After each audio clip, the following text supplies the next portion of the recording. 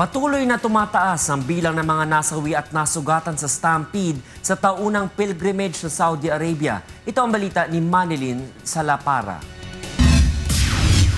Tumataas pa ang bilang ng mga nasawi at nasugatan sa naganap na stampede nito lamang Huwebes sa taunang pilgrimage sa Saudi Arabia. Ayon sa latest report ng Directorate for Civil Defense, umabot na sa 719 ang nasawi at 863 ang sugatan. Ayon kay Philippine Consul General to Jeddah Imelda Panulong, walang iniulat na may napabilang sa stampede sa 8,130 Pilipino na namamalagi sa Makkah.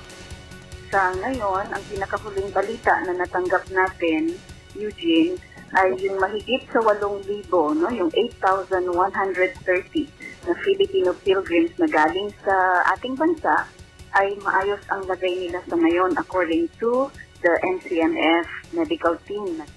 571 sa mga namatay ang hindi pa natutukoy kung saang bansa nagmula, gayon rin ang 832 pang sugatan.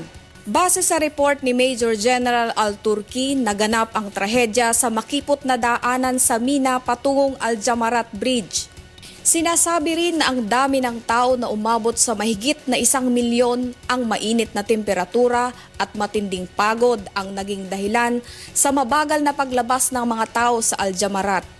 Batay sa video na inilabas sa social media, nagsimula ang stampede ng buksan ng mga security ang isang barrier na sinamantala naman ng mga pilgrims.